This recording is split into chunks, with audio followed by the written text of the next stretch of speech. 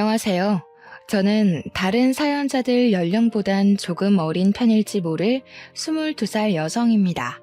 제가 가진 사연이 과연 수많은 아픈 사연들 틈에 끼워도 되는 건가 싶은 걱정은 했지만 고민 끝에 한번 적어보게 되었습니다. 제가 얼마 전 우연히 컴퓨터를 하다가 한 라디오 사연을 듣게 되었는데요. 하나의 사연을 시작으로 꼬리에 꼬리를 물듯 여러 가지 사연을 접해보았어요. 몰랐는데 세상에는 정말 다양한 고통을 겪고 새 삶을 살고 계신 분들이 많다는 걸 실감했습니다. 이 넓은 세상에서 저만 힘든 것은 아니라고 생각했지만 제가 제일 힘든 줄 알고 살았었는데 사연들을 새벽 늦게까지 듣고 나서는 제가 우물 안에 개구리적 생각을 하고 있단 걸 깨우쳤어요. 라디오 사연들에는 주로 결혼 생활이나 가족 갈등 등이 많던데 저는 그런 류의 이야기가 아니라서 사연을 올려봐야겠다는 생각조차 해본 적이 없었습니다. 그런데 한날 저와 비슷한 경험을 하신 분의 사연을 들었고 그 계기로 지금 컴퓨터를 켜게 되었죠. 언젠가 세상에 공개될 제 글도 많은 관심을 받았으면 좋겠네요.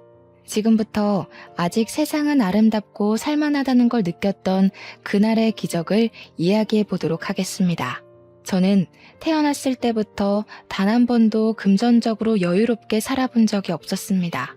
제 부모님도 가난을 되물림받은 입장이라 늘 대출빚에 쫓기듯 살고 있었어요. 그 사이에서 저와 남동생이 태어났으니 삶을 궁핍할 대로 어려웠죠.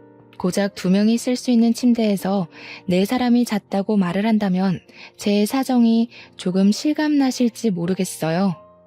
저희 식구의 빚과 더불어 경제 능력이 없는 조부모님 빚까지 부모님이 해결해야 했기에 가세가 기울어가는 건 어찌 보면 당연한 순리였습니다. 그럼에도 저희 부모님은 굴하지 않았고 저희 남매에게 짜증 한 번 내지 않은 좋은 분들이었어요. 부모님은 자기들이 굶는 한이 있더라도 저와 남동생만큼은 밥 한 숟갈이라도 더 먹이며 굶주리지 않게 해주었습니다. 어릴 때는 부모님이 마냥 양보해주는 음식을 생각 없이 홀랑 먹고 그랬어요. 그런데 부모님이 스스로 먹을 것을 포기하고 저희 남매에게 넘긴다는 걸 알고부터는 제가 거절했던 걸로 기억합니다. 저는 너무 어린 나이부터 우리 집 신세를 항상 눈치를 봤어요. 그때가 아마 초등학교 때쯤이었을 겁니다. 남동생은 당시 유치원 갈 나이도 아니었을 만큼 어렸어요. 많이 먹어봤자 한계가 있었기에 그리 음식값이 부담이 안 되는 양이었습니다. 그렇지만 저는 달랐죠. 뛰어놀 나이인데다가 먹고 클 나이기도 해서 배는 자주 고프고 또 음식은 많이 들어갔어요. 부모님이 제게 밥을 덜어주려고 할 때마다 제가 한사코 거절을 해서 저는 반 공기 정도만 먹고 컸거든요. 솔직히 자다가 배고파서 새벽에 깬 적이 많아요. 그런데도 저는 저보다 양이 클 부모님을 생각해 제가 이것만큼은 조절해야 된다고 생각했죠. 너무 어린 나이였으니까 제가 부모님을 위해 할 수 있는 게 마땅히 없잖아요. 돈을 벌 수 있는 어른도 아니니까 반대로 아끼는 수밖에 없었다는 겁니다. 당시 학교에서 꿈이 뭐냐고 물어보면 다른 아이들은 의사, 선생님, 파일럿 등등 참 다양한 직업군을 이야기했는데 저는 좀 황당한 대답을 늘어놓았습니다. 설문지에다 어른이라고 적는 바람에 상담실에서 선생님과 면담도 가졌었죠. 솔직히 돈 문제만 아니면 저는 당시 우리 가족이 옹기종기 모여서 비좁은 곳에 사는 것이 그리 싫지 않았습니다. 오히려 지금은 추억으로 남았어요. 저희가 잘 못 먹고 잘 못 자고 여름엔 덥고 겨울엔 춥고 그렇게 살았지만 그 자체가 힘든 기억은 아닙니다. 돈 문제를 뺄 수 없기 때문에 그 당시 시절이 가슴 아픈 것이었고 또 부모님 마음이 편치 않았으니 불행했던 시절이라고 말하는 거예요. 힘든 상황에서도 저희 식구는 저희끼리 있을 때면 늘 즐거웠습니다. 하지만 그것마저 제가 1~2살 먹고 나니 부모님이 억지로 저희를 위해 즐거운 척 한다는 걸 눈치챌 수 있었어요.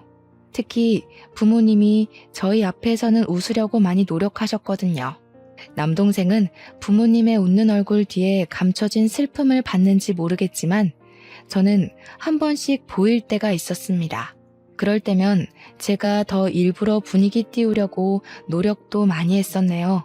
힘들다고 하더라도 나름 저희만의 방식대로 버텨오고 있었는데 이것 하나만큼은 도무지 제 에너지로는 견딜 수 없는 일이 하나 생겨버렸습니다. 단연코 제 인생에서 가장 큰 고비가 아니었나 싶습니다. 그게 바로 엄마가 건강 악화로 세상을 뜨게 되었을 적이었어요. 엄마가 어디 불편한 건 알고 있었는데 부모님이 숨기다 보니까 솔직히 그것까진 알아채지 못했습니다. 엄마가 암인 걸 몰랐어요. 당시 제가 고등학교를 막 입학했을 때였는데 그때 당시 제 인식의 암이라 함은 생존율이 터무니없이 낮은 병이라고만 알고 있었어요. 암, 그 한 글자가 너무 무서운 단어였다는 겁니다. 그런데 저희 엄마가 암에 걸렸다는 거예요. 제가 알게 된 건 학교 중간에 선생님이 불러서 집에 가보라는 덕에 알게 되었습니다. 병원에선 엄마더러 항암이 소용없는 상태라고 했어요. 부모님은 이미 예감했다는 듯 별 반응이 없었고 저만 그 엄마 아빠를 붙잡고 뭐든 다 해봐야 되는 거 아니냐고 소리쳤습니다. 하지만 소용없다는 의사의 말이 맞다는 걸 증명이라도 하듯 엄마의 증세는 굉장히 빠르게 진행되었어요. 하루하루 컨디션이 하락하다가 병원에 입원한 지 일주일 만에 세상을 떴습니다. 저희는 아무것도 해보지 못하고 그렇게 죽어가는 엄마를 지켜보기만 하다가 보내줘야 했어요. 마지막 인사를 나누기엔 정말 짧은 시간이었습니다. 엄마와 함께 온 세월이 무려 18년이었는데 헤어지는 건 일주일도 안 되었어요. 받아들이기 어려웠습니다. 엄마 발인식에서 제가 엄마를 잡고 놓아주지 않는 덕에 시간이 좀 지체되었던 걸로 기억합니다. 엄마의 죽음으로 인해 무너진 사람은 저뿐만이 아니었습니다. 항상 굳건하던 아빠가 그날로 완전히 무너져 버렸어요. 엄마 장례식이 끝난 뒤 혼자 방구석에서 엄마 영정사진을 들고 눈물 흘리던 아빠를 보았습니다. 제게는 항상 눕기만 했던 아빠의 존재가 그날따라 한없이 작고 여려 보였어요. 슈퍼맨 같기만 하던 아빠도 저와 똑같은 사람이라는 게 느껴지자 우리 부모님은 굳세였던 것이 아니라 이악 물고 참았고 버텼던 것이구나 라는 걸 깨달았습니다. 저는 한 단계 더 철이 들어버렸고 가족에게 배려하는 걸 넘어서 가족의 위치를 나누지 않는 사람이 되었어요. 부모님도 저와 같이 힘들 때 쉬고 싶고 슬플 때 울고 싶고 배고플 때 먹고 싶은 존재라는 걸 잊지 않고 기억했습니다. 저희 가정에선 두 기둥 중 하나의 기둥이 무너졌지만 세상은 저희가 마음을 추스를 때까지 기다려주지 않더라고요. 너무 힘들어도 아직 저희 남매에겐 남은 교육의 의무가 있잖아요. 학교를 가야만 했습니다. 저보다 더 어린 나이에 엄마를 잃은 남동생도 걱정이지만 문제는 아빠였어요. 아빠가 엄마를 잃은 후로는 삶의 희망을 놓다시피 하여 술로 세월을 보냈습니다. 엄마가 돌아가신 지 1년이 넘었을 때도 아빠는 엄마를 잊지 못해 영정사진 앞에서 술을 마셨어요. 그렇다고 아빠가 일도 안 하고 저희를 내버려 둔 건 아니었습니다. 일용직이나 1급을 받을 수 있는 막노동을 하면서 퇴근길에 술을 사와 매일 밤 취해서 잠이 들었어요. 아빠 건강이 걱정돼서 한날은 술 그만 마시면 안 되겠냐고 조심스레 물어보았습니다. 아빠, 이러면 우리 불안해. 우리더러 아빠까지 없으면 어떻게 살라고. 아빠 힘든 거 알지만 우리 생각해서 술 조금만 줄이면 안 될까? 미안해 딸. 우리 장녀 아빠가 좀 못났지? 엄마가 너무 보고 싶어서 술 없이 멀쩡한 정신으로 버티기가 힘드네. 아빠가 빨리 정신 차려야 되는데 미안해. 아빠 말로는 우리를 위해서라도 정신을 바로잡아야 하는데 마냥 두 다리 뻗고 자는 건 아직 안 되겠대요. 그나마 술을 마시면 기절하듯 쓰러질 수 있어서 먹는 거라고 했습니다. 그날 이후로 저는 더 이상 아빠에게 금주하라고 말 못했어요. 아빠의 고통이 제가 가는 못할 정도라는 게 느껴져서 못 말리겠더라고요. 그렇게 아빠는 종종 술이 취하면 한참 신세를 한탄하다가 잠이 들곤 했습니다. 저는 아빠에게 술 그만 먹으라는 대신 술동무가 되어 주었어요.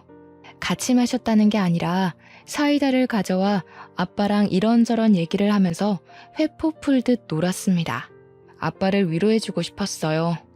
저도 엄마가 너무 보고 싶은데 아빠는 저희 중에 엄마랑 가장 오래 함께한 사람이잖아요. 그래서 아빠가 하는 한탄을 들어주며 최대한 아빠 말에 동감하다가 엄마랑 연애 때 추억도 들려주라고 조르고 그랬어요. 저는 그저 아빠를 위로하고자 매일 학교 시간마다 사이다를 사들고 갔던 건데 놀랍게도 아빠가 위로를 제대로 받았나 봐요. 저희에게 술을 끊겠다고 선언을 하더라고요. 저희 남매 앞에선 다시 굳건했던 아빠의 모습으로 약속을 하더니 나중에 제게 따로 찾아와서는 손을 잡아주었습니다. 엄마가 딸 하나 잘 키워놨네. 철부지 아빠 신경 쓴다고 고생 많았다 우리 딸. 아빠가 우리 장녀한테 위로 많이 받았어. 어디서 이런 귀한 자식을 내 딸로 주셨을까? 고맙다. 아빠 이제 정신 똑바로 차리고 너희들만 보고 살게. 신기하게도 아빠가 다시 제 눈에 슈퍼맨으로 보이기 시작하자 저는 그동안 참아왔던 눈물이 터졌습니다. 의지할 사람이 생기니 자동적으로 마음을 놓게 되었던 것 같아요. 나름 장녀라고 듬직한 척했으나 사실 저도 한낱 고등학생이자 미성년자였단 말이죠. 아빠까지 잘못되면 저랑 동생이 홀로 남는데 얼마나 무섭고 불안했다고요. 아직은 제가 부모 보호 아래 있어야 할 존재라는 것이 이렇게 아빠 품에서 울면서 증명이 된 셈이었네요. 저희 식구는 예전 엄마가 있을 때처럼 없지만 밝았던 분위기로 다시 되돌아가고 있었습니다. 아빠도 일주일 내내 마시던 술을 주에 3회 정도로 줄였고 남동생은 공부를 잘해서 얼마 전 반에서 3등까지 했어요. 저는 집에 남자만 둘이다 보니까 엄마의 자리를 대신 흉내내고자 노력했습니다. 냉장고에 든 것은 없지만 엄마가 살아계실 때 아빠가 용돈을 준 적이 있었는데요. 그걸 한 번도 쓰지 않고 모아뒀었어요. 사실 그걸로 엄마가 위급해졌을 때 살리면 안 되겠냐고 했더니 제 마음은 갸륵하지만 제가 돈으로는 엄마를 살릴 수가 없다고 하더라고요. 아마 그 돈이 100만 원 남짓 했을 겁니다.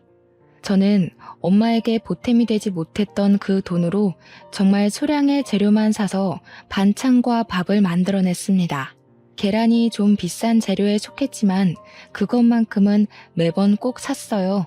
한 사람 앞에 계란 한 개씩이면 생각보다 맛있게 식사를 즐길 수 있거든요. 저희가 주로 나물 반찬으로 비빔밥을 먹었으니까 계란은 비빔밥의 질을 높여주기에 탁월한 재료잖아요. 저희에겐 그것이 웬만한 전주 비빔밥 못지않게 맛있는 식사였습니다. 제가 20살이 되던 해 한시라도 빨리 어른이 되고 싶었던 저는 당연히 대학에는 관심 없었고 바로 돈벌이 할 직장을 알아봤습니다. 20살까지 기다리는 게 솔직히 너무 힘들었어요. 어른까지 가는 길을 매일 달력에 체크하며 살아서 그런지 엄청 멀게 느껴지더라고요. 19살을 마지막으로 앞다퉜을 때는 눈 뜨면 다가올 다음날 때문에 설레서 잠도 못 잤습니다. 돈 벌 생각이 저희 없던 기운까지 모두 솟아나게 했거든요. 참, 그날 밤 억지로 잠을 자려고 하던 시간에 잠깐 화장실 간다고 나갔던 아빠의 목소리가 살짝 들리더라고요. 일어나서 창문을 살짝 열어봤는데 아빠가 동그란 달을 올려다보고 있었습니다. 양손을 꼭 모은 채로요. 순양아, 우리 자랑스런 장녀가 이제 20살이야. 우리가 애들만큼은 부족함 없이 키우자고 그렇게 약속했는데 내가 능력이 이 정도밖에 안 돼서 우리 첫째한테 대학을 하나 못 보내줘. 참 찌질한 아빠 같지 않아? 우리 애들 마땅히 사랑받고 자라야 하는데 하필 내 자식들 오는 바람에 고생만 하고 있으니 내가 참 부끄럽다. 아빠는 엄마에게 기도를 하고 있었습니다. 매일 제 이름을 따서 봄이 엄마라고만 부르던 아빠가 엄마 이름을 부르는 건 처음 봤어요. 문득 아빠가 엄마를 쫓아다녀서 연애하게 되었다던 말이 떠올랐습니다. 그 순간 엄마 이름을 부르는 아빠 목소리가 한 가정의 아빠라기보단 한 여자의 남자 같은 분위기였거든요. 제가 이미 대학은 관심 없다고 말해줬기 때문에 아빠가 제 대학에 아직도 신경을 쓰고 있는 줄 몰랐는데 그날 보고서는 좀 놀랐습니다. 그래서 더 열심히 살아야겠다고 생각했어요. 제가 대학을 가지 않았어도 만족스러운 삶을 살고 있다는 걸로 증명해 보이고 싶었습니다. 제가 일을 하기 시작하니 아빠 혼자 생활비를 담당할 때보단 제법 살림이 괜찮아졌습니다. 그럼에도 저는 밤낮으로 아르바이트를 했는데 틈틈이 구직공고 홈페이지를 방문해서 길게 자리 잡을 만한 곳을 알아봤어요. 마침 계약직으로 호텔 안내데스크에 사람을 뽑는다길래 지원을 했더니 바로 뽑혔지 뭡니까. 당연히 대학을 나온 친구들이 뽑힐 확률이 높았는데 제가 그 계약직에 뽑힐 수 있었던 건 다름 아닌 외국어 실력 때문이었습니다. 중학교 때 선생님이 제가 영어에서만 유독 성적이 잘 나오는 걸 보고 영어 공부 열심히 하면 나중에 취직해서도 돈을 더 많이 받을 수 있다고 말해주시더라고요. 선생님의 말에 저는 영어만, 그것도 회화만 주구장창 공부했습니다. 그래도 재능이 조금 있던 덕분이었는지 외국어 회화 자격증이 쌓여갔고 그게 또 재밌어서 고등학교 때 중국어 수업까지 열심히 들어 딱 2개의 자격증을 만들었어요. 다른 학생들에 비해 스펙이 보잘것없었지만 면접에서 증명된 제 회화 실력은 고졸이었던 저를 취업에 덜컥 합격시켜줬습니다. 호텔 데스크다 보니까 꼭 주말에만 쉬는 것이 아니었어요. 주말이야말로 호텔은 피크이기 때문에 저는 평일에 교대 근무자와 번갈아 가며 쉬어야 했습니다. 그래도 쉬는 날이 무려 일주일에 2번이었어요. 누구에겐 당연한 조건이겠지만 아무도 없는 제겐 그 정도의 복지면 충분하다고 봤습니다. 그렇게 일을 하고 한 달째의 월급을 받았을 때 저는 너무 삭막하게만 살았던 우리 식구를 위해서 당일 여행을 계획했어요. 아빠는 여전히 일용직을 돌아다니고 있었기에 언제든지 쉴 수 있었고 마침 남동생도 방학이라서 시간 맞추기는 쉬웠죠. 가족끼리 식사를 할 때 제가 슬쩍 얘기를 했더니 아빠가 우리 형편에 무슨 여행이냐고 신경 안 써줘도 된다고 하더라고요.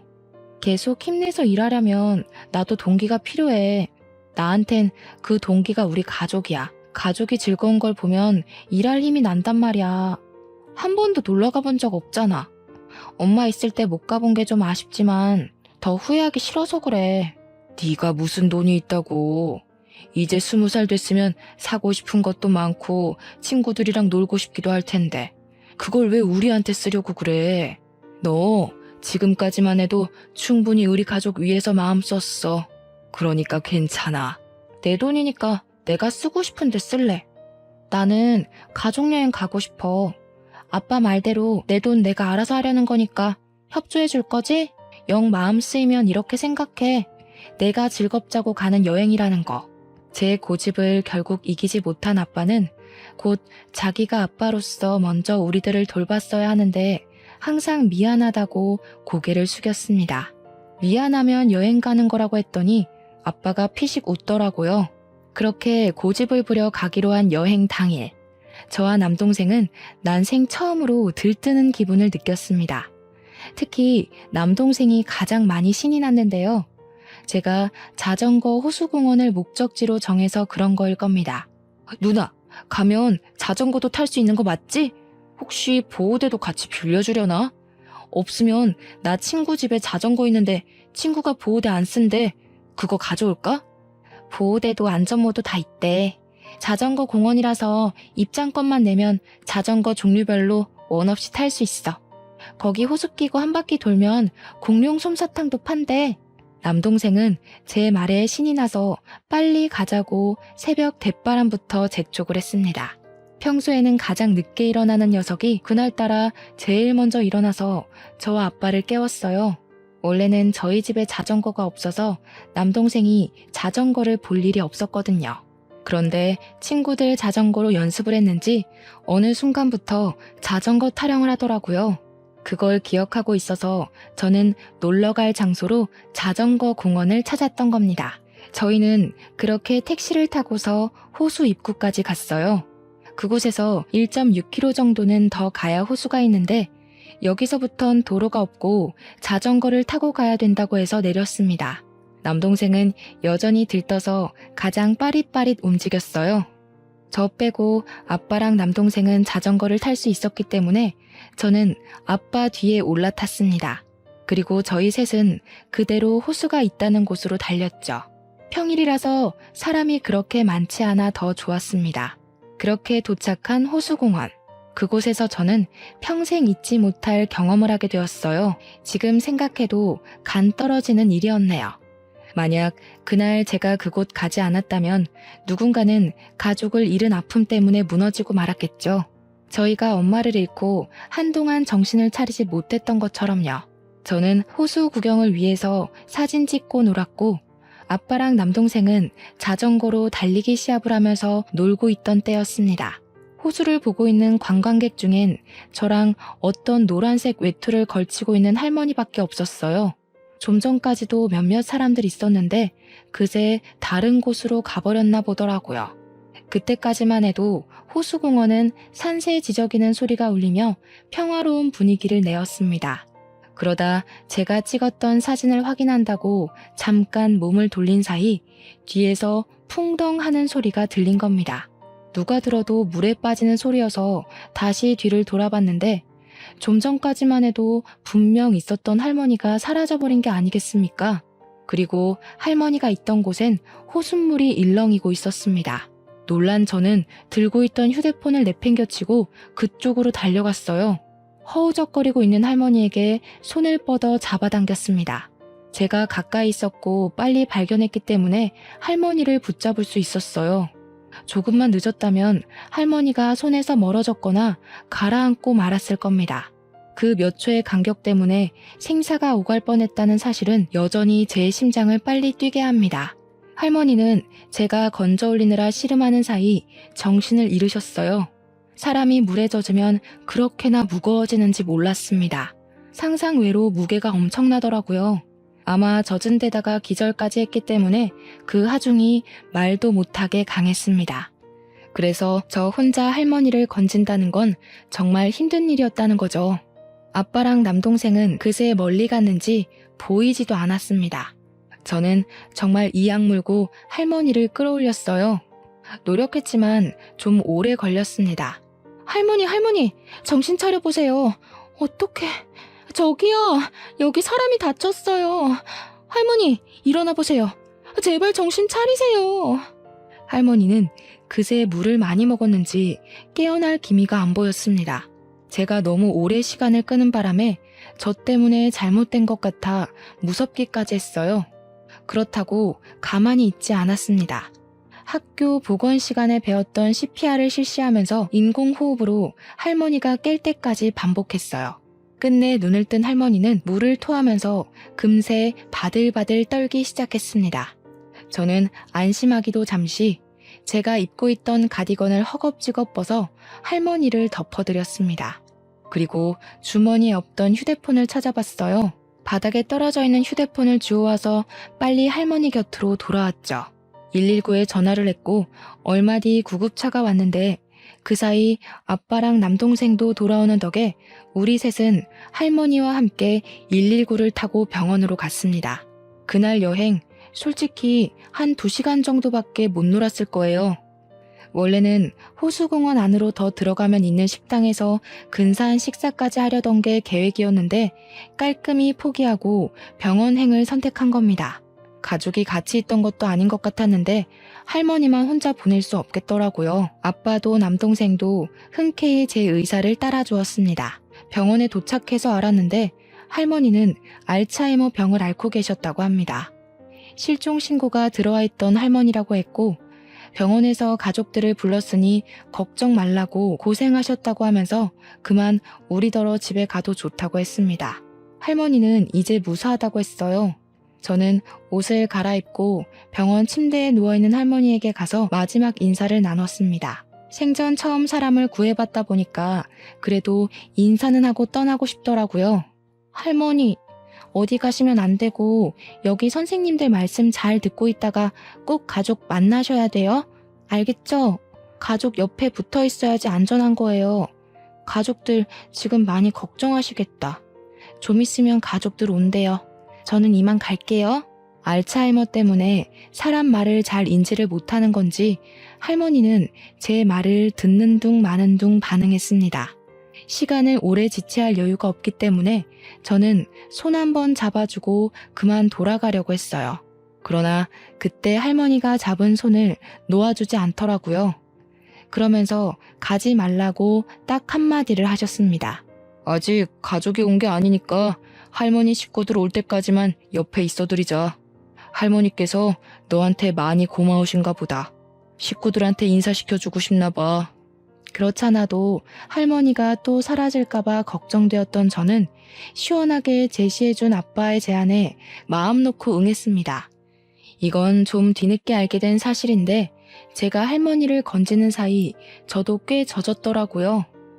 그나마 병원이 따뜻했기 때문에 옷이 마른 후에 나가서 다행이었지 당시 계절이 초겨울이었던지라 그대로 밖에 나갔다면 빼도 박도 못하고 감기에 걸렸을 겁니다.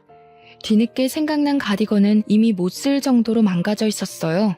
그럼에도 저는 그걸 탈탈 털면서 챙겼습니다. 제게는 몇 개 없는 외투였거든요. 그렇게 얼마 뒤 할머니 가족으로 보이는 사람들이 도착했고 저희는 자연스레 뒤로 밀려나게 되었어요. 할머니 가족들은 꼬장꼬장했던 할머니와 다르게 다들 세련미가 잔뜩 묻어 있었습니다. 그 중에 우아하게 생긴 아줌마가 할머니 손을 잡고 계속 엄마 엄마 그렇게 부르더군요. 도대체 왜 자꾸 말도 없이 나가는 거예요? 내가 엄마 심심하지 말라고 사람까지 고용했는데 그 사람들한테는 왜 장난을 쳤어요? 아휴, 아니야. 그냥 이렇게 살아 돌아와 준 것만으로도 고마워요. 엄마, 어디 가면 안 돼 이제. 알았죠? 아무래도 아줌마가 할머니 딸인 듯 싶었습니다. 가족의 품을 찾은 걸 봤으니 저희는 그만 돌아가려고 했어요. 그런데 가족 중에 젊은 남자가 저희 앞으로 가로막고서 말을 걸어오더군요. 안녕하세요. 구급대원들에게 말씀 들었습니다. 저희 외할머니 구해줬다는 분 맞으시죠? 보니까 많이 젖으신 것 같은데 옷부터 저희 할머니 구해주신 것까지 따로 보상을 해드리려고요. 네? 아니에요. 무슨 보상이요. 뭘 이런 걸 보상을 받아요. 괜찮아요. 할머니 어디 나가지 않게 많이 신경 쓰셔야 될 것 같아요. 정말 위험할 뻔했거든요. 저희들의 대화에 아줌마가 저희를 돌아봤고 곧 젖어있는 저의 몰골을 보고서 금세 제게 다가와 손을 잡았습니다. 정말 고맙습니다. 우리 엄마가 어쩌다 그곳까지 갔는지 모르겠는데 엄마 실종되고 경찰도 못 찾고 있었거든요. 한 달이 지나도 소식이 없어서 집안 전체가 무너지고 있었어요. 그런데 아가씨가 우리 집안을 살린 거예요. 아줌마가 엄마를 잃어 집안 전체가 절망에 빠졌었다는 얘기를 들은 저는 과거에 저희 식구 모습이 떠올랐습니다. 저희 엄마도 선뜻 도와주는 누군가가 있었다면 혹시 괜찮지 않았을까 싶어서 문득 보고 싶더라고요. 그리고 그 아줌마는 남자가 했던 제안을 저희 가족에게 똑같이 제시하였는데요.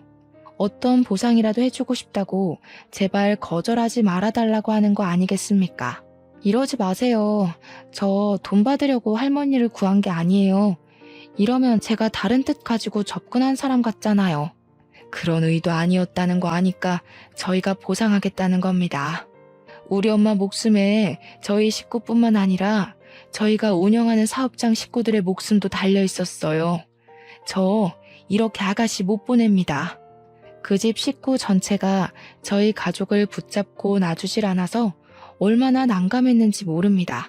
그냥 하는 소리면 이미 저희를 보내고도 남았겠죠.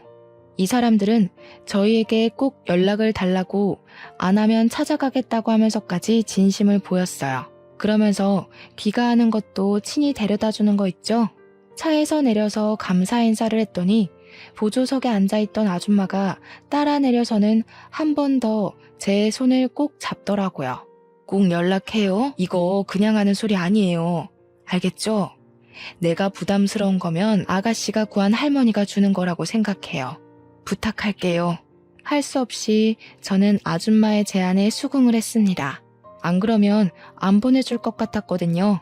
그렇게 다시 일상으로 돌아갔고 저는 안내 데스크로서 할 일을 열심히 했어요. 제가 있는 안내 데스크는 예약을 담당하는 곳이 아니라 주차 관리나 호텔에 관한 층수별 위치, 내부 질의를 묻는 곳이었습니다.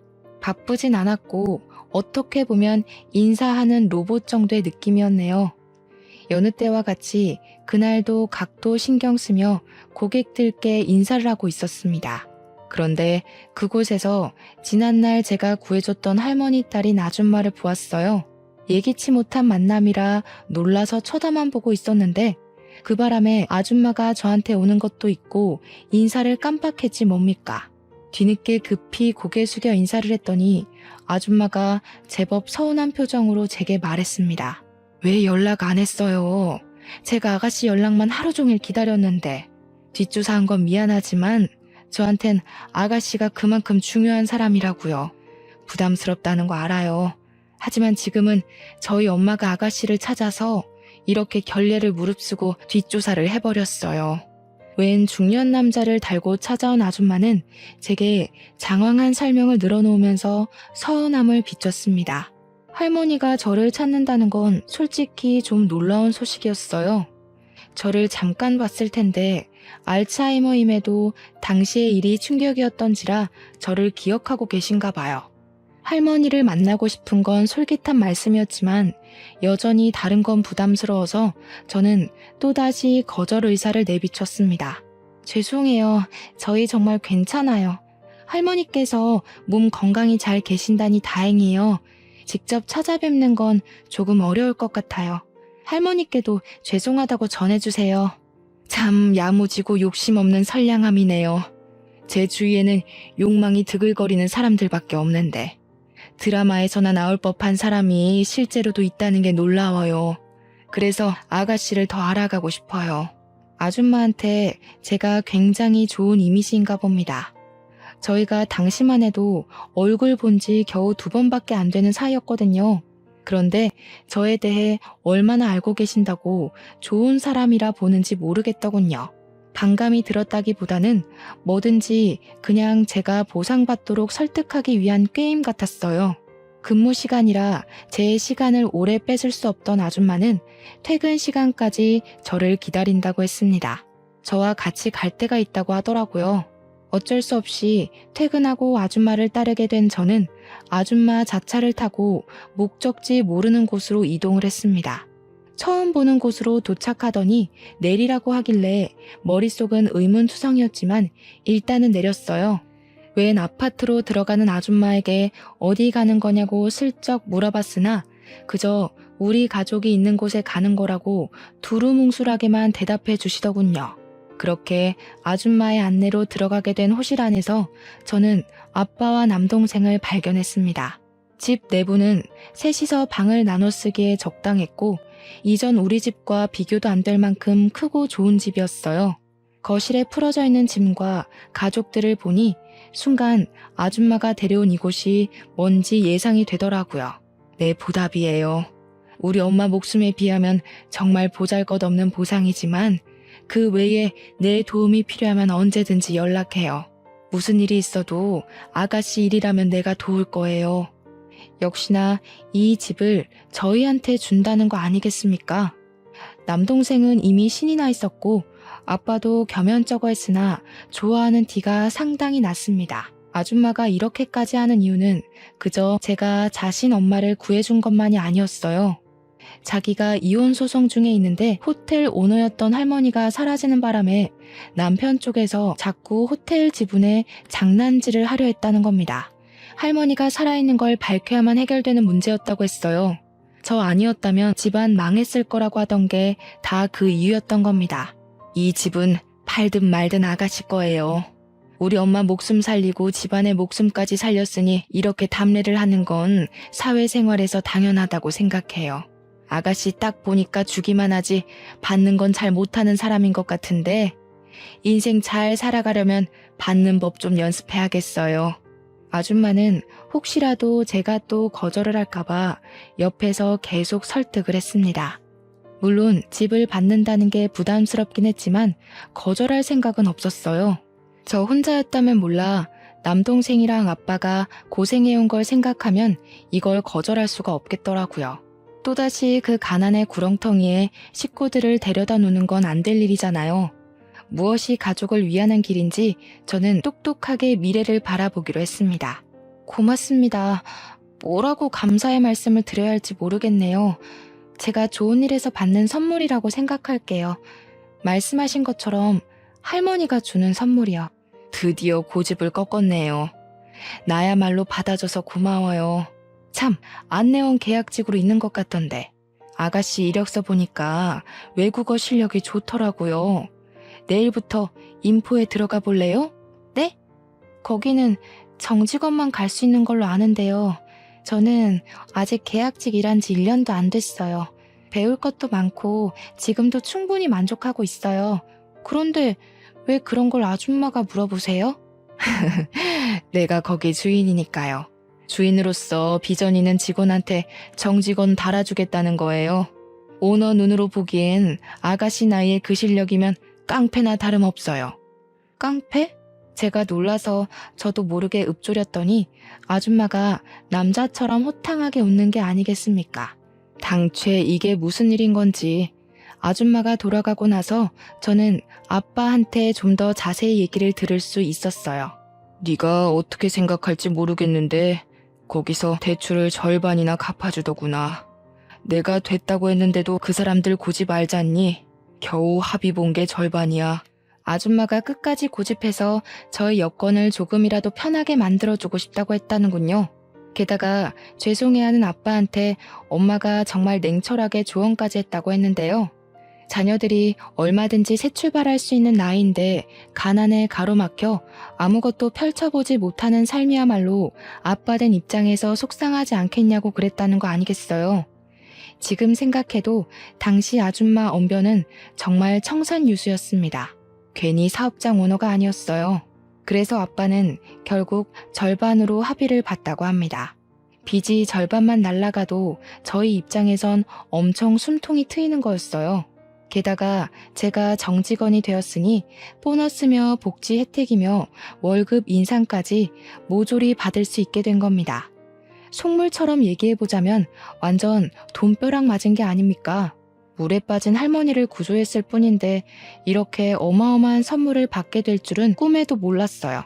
하늘에 계신 엄마도 저희와 함께 이 행복을 누렸다면 참 좋았을 것을. 마음 한켠의 씁쓸함은 어쩔 수 없었습니다.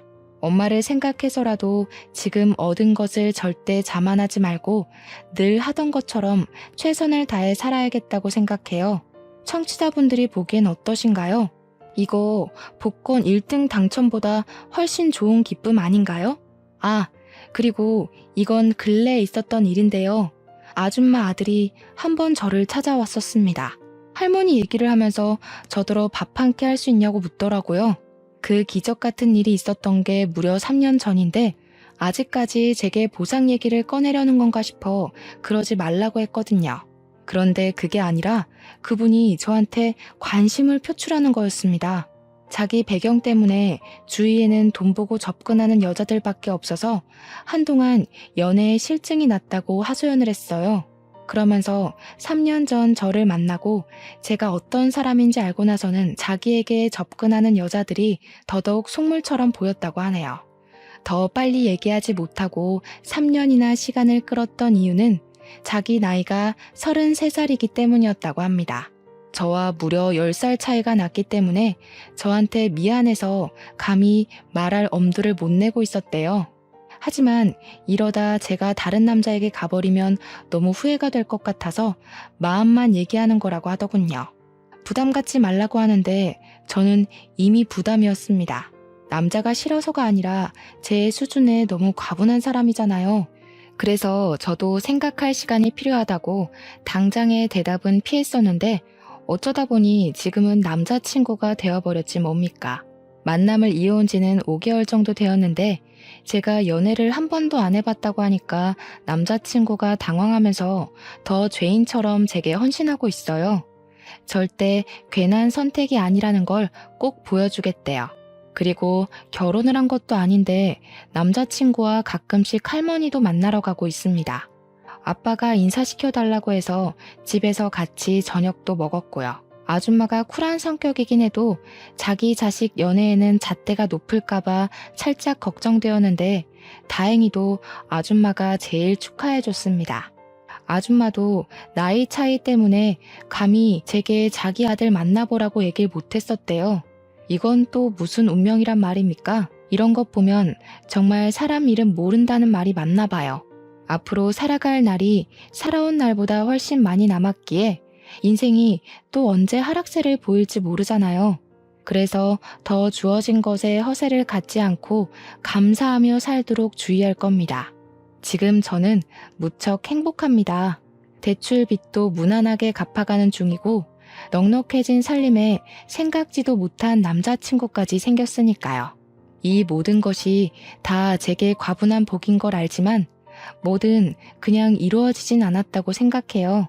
가난에 굴하지 않고 열심히 살아온 대가가 조금 빨리 찾아온 게 아닌가 싶습니다. 이대로 20대를 잘 마무리 짓고 30대, 40대로 갈수록 더 단단한 제가 될 수 있게 노력할 거예요. 많은 사연에서 저처럼 인생 역전을 한 사연의 글도 덜어보긴 했는데 그분들 사연을 읽으면서 완전 드라마 주인공 같다는 생각을 했거든요. 저도 나름대로 그런 삶의 주인공 같아서 사연 한번 올려보고 싶었습니다. 그리고 혹시 고난의 기로에 서 계신 분이 있다면 알려드리고 싶기도 했어요. 세상에 제3 같은 기적도 있으니 어려움에 굴하지 마시라고 말입니다. 쓰다 보니 벌써 끝이 되었네요. 당시의 사건들을 단 몇 시간 만에 담아낼 수 있을까 걱정했는데 그래도 잘 추려서 마무리한 것 같아 뿌듯합니다. 인사말에도 말씀드렸다시피 아직 세상은 살만한 것 같아요. 죽을 만큼 힘들었는데 지금은 과거의 고난이 생각나지 않을 만큼 행복하니까요. 청취자분들 모두에게도 복권 1등 같은 일이 생기길 바랍니다. 들어주셔서 감사합니다.